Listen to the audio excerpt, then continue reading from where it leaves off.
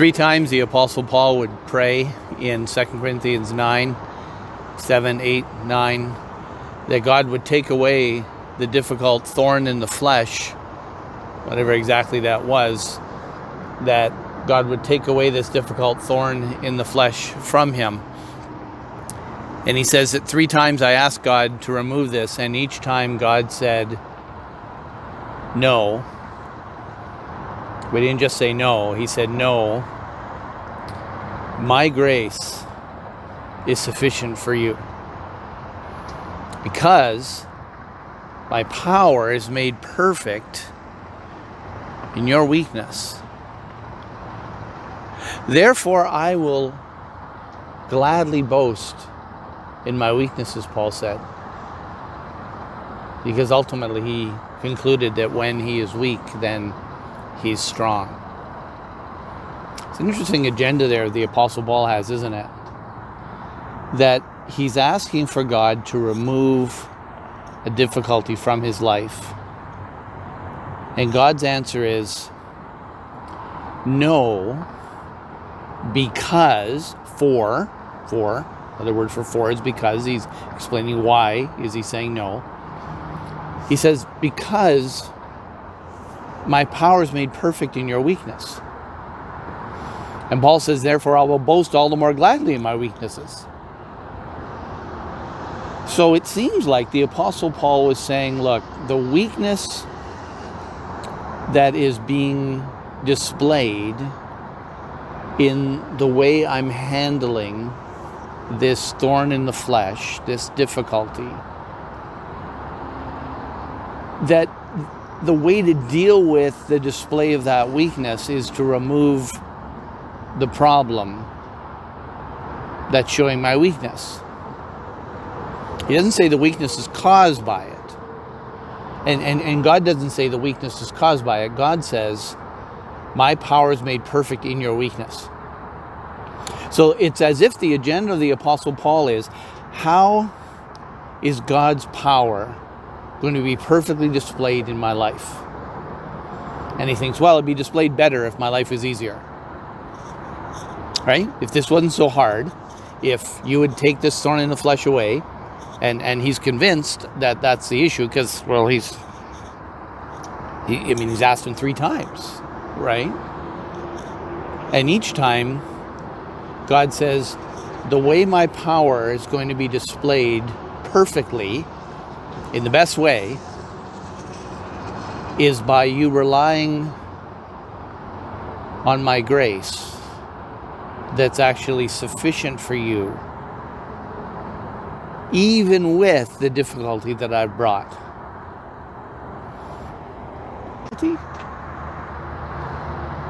Almost sounds like the difficulty itself is a grace. My grace is sufficient for you, for my power is made perfect in your weakness. So Paul is saying, Lord, I want your grace to be on display in my life. And I think that it would be if you remove this difficulty, and God says, my grace is sufficient for you to display my power in your weakness. Your weakness is not a deficiency in, or at least not a reason for a deficiency in displaying my power in your life. It's part of it. If it wasn't part of it, I would have taken it away, God says. He's not saying, listen, my power could be displayed in you the best way, perfectly, if you had this weakness taken away, or if you had it stay, if it remained. No, he says, my power is made perfect in your weakness. My power is made perfect in your weakness. My power, therefore, is not made perfect in your strength. Not all the time, not in every case, not every person, I get that. But how does this apply to some of us today at Downsview Baptist Church? Well, it applies to us by saying, is my agenda displaying God's grace in an easy life? Or is my agenda displaying God's grace, more to the point, displaying God's power Period. That's what I want. Here I am waiting for IKEA to open up. I'm going to pop in here on the way to church this morning, and I guess that's a QEW that's right behind me there. No, that's a Gardner, I think. And I'm just thinking, what's my agenda for the day? Got a couple of errands to run and continue my sermon prep. Got a couple of phone calls and meetings to have, online meetings. Got some preparations to make for the next season coming up and doing things. My agenda should include, I want the power of God to be displayed in my life today. And Paul says, the way, in some cases, probably in more cases than most of us would like, more often than we'd like, for longer than we'd like, his power is displayed in my weakness.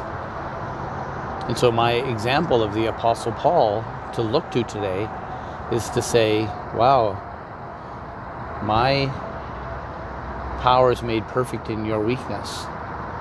And Paul's response is, all right, therefore I will glory in. Wow.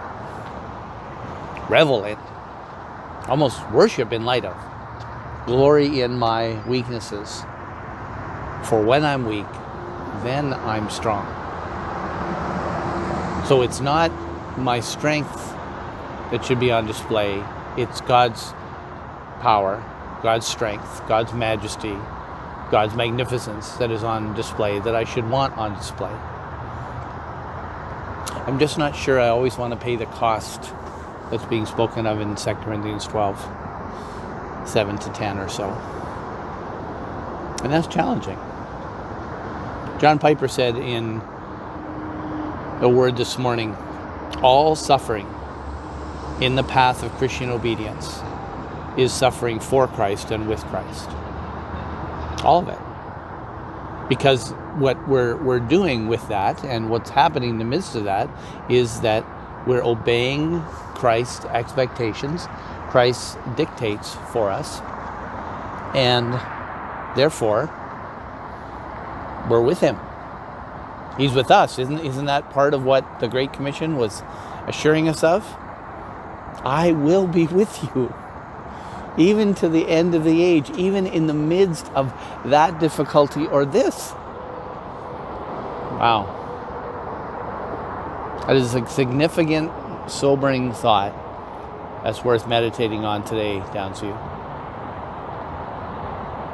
I hope that you find that today's agenda at least includes an effort that Christ's power will be made visible, made known, significantly seen in your life. We should want that. We should probably want it more than we generally do want it. We should aspire to that.